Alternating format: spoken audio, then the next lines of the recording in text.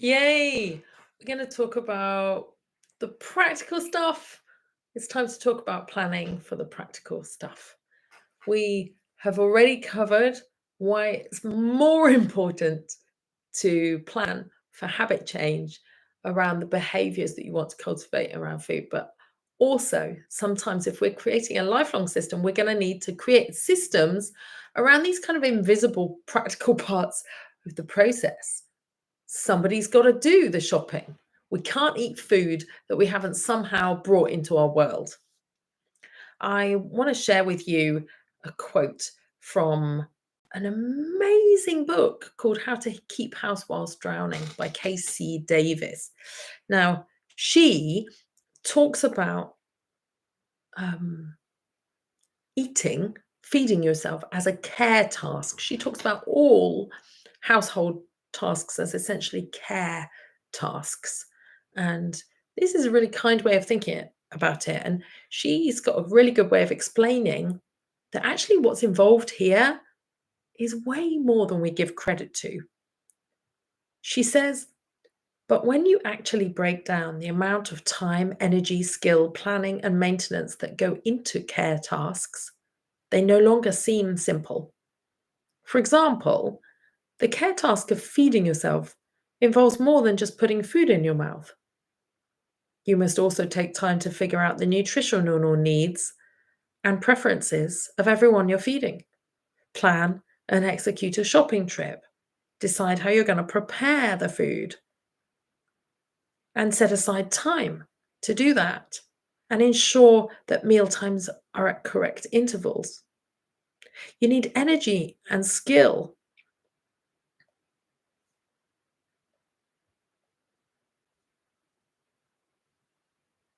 to plan, execute, and follow through on these steps every day, multiple times a day, and to deal with any barriers related to your relationship with food and weight, or lack of appetite due to medical or emotional factors. You must have the emotional energy to deal with the feeling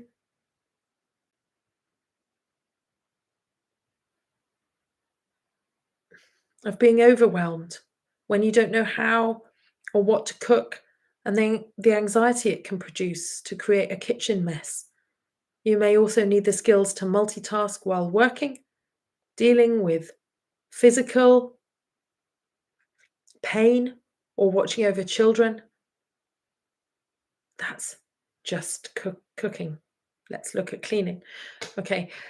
That wasn't the easiest quote to read off my phone. I will post it into the description associated with this video so you can read it again. But I think you're getting the gist that Casey Davis is saying there. Like, blimey, we look at this as being completely invisible, the way we think of cleaning and all household stuff as being completely invisible. But actually, this requires such diligence, such presence of mind, and to do it over and over again. Now, mostly, I haven't had to teach clients to cook. Once or twice, we have created a bunch of, very simple meals, porridge and um, omelets and stir fries, and things that client wasn't comfortable to create for herself at all. But most of the time, most of us know how to prepare a few things, and what's needed is actually, you know, some simple way of us deciding, like, how do I do this? How do I shop? Do I shop haphazardly, or can I create a system to make that easier? Do I have a plan for what I can cook if there's an empty cupboard? I asked a client who was pregnant if they had a plan for that kind of thing. And she said, yeah, me and my husband have kind of almost listed out like what you can get from the local corner shops that can create a really healthy meal quite easily, like, tubs of soup, packet salads. What's my backup plan if I haven't shopped? Um, I ask my clients, and I ask the group when I teach this in a group setting, to come up with 5 basic blueprints of meals. right? And for me, they can even be formats of meals. Like, for in my family, because I have kids and they sort of respond to this kind of thing, is like things you can do in the waffle machine. You'll be amazed by things you can create in the waffle machine because there are toast sandwiches and all kinds of things in there. Uh, Things you can do in a wrap. I know it's similar to a toasted sandwich, but for my kids, that's different, right? Kinds of stir fry, some kind of mm, uh, superfood bowl or Buddha bowl, um, something to do with eggs. Like we're just looking at kind of almost just formulas that we can keep repeating. Some of my clients create systems around food prep, and that might be batch cooking using the freezer. Sometimes people chop veg twice a week and put it in like Ziploc bags or containers so that when they come home, they've got a base of chopped veg that they can stir fry or steam or whatever. And that just overcomes one hurdle, and especially if you don't really like vegetables, or if you come home and you're pretty tired and can't be bothered, having just looked after your future self in that way could be just exactly what you need to create a plate which is colorful at first, and then all you have to think about is the protein part of it. My husband's a good one for batch cooking and storing in the freezer. Some people create a salad bar, like they get a kind of glass containers. If they like to eat lunches that aren't bready, then beans and vegetables and things that they can take for lunches through the week could be a sort of ongoing tapas bar or salad bar in the fridge. It's good to have some emergency meals up your sleeve. Even if they're scrambled eggs, or for my kids, emergency meals always look like, can we have a toasty?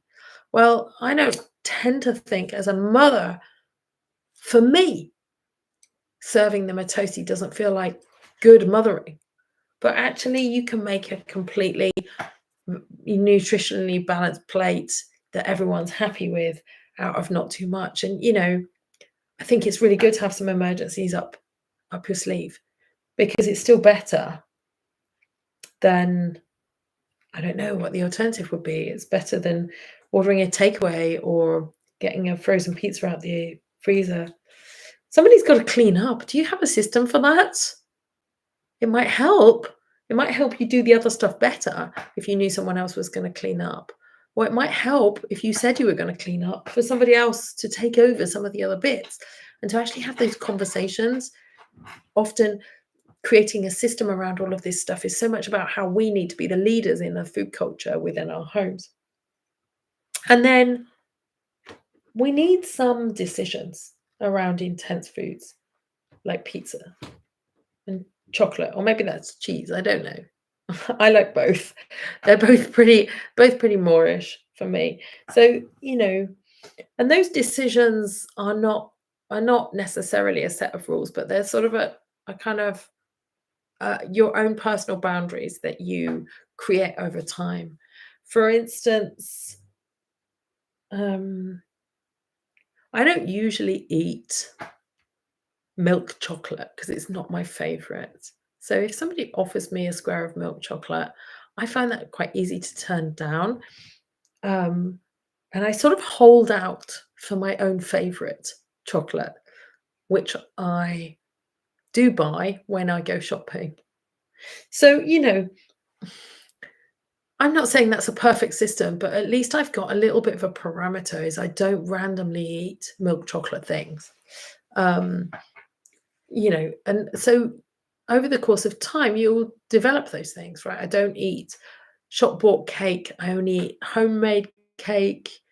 If somebody has brought it and brought it in for their birthday.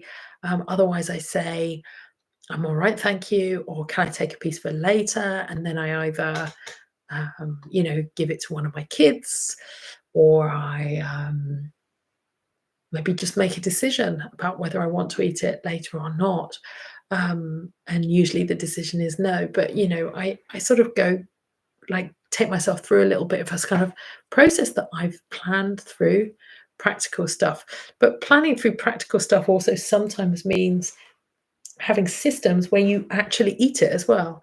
Like, for a while, I had a really good system where on a Friday I would go and I would take my laptop to a cafe and have my favorite treat in the cafe while working, and that was like worth waiting for. So it allowed me to be very chilled about eating that kind of food through the week, because I knew on Friday I get to have my favorite brownie.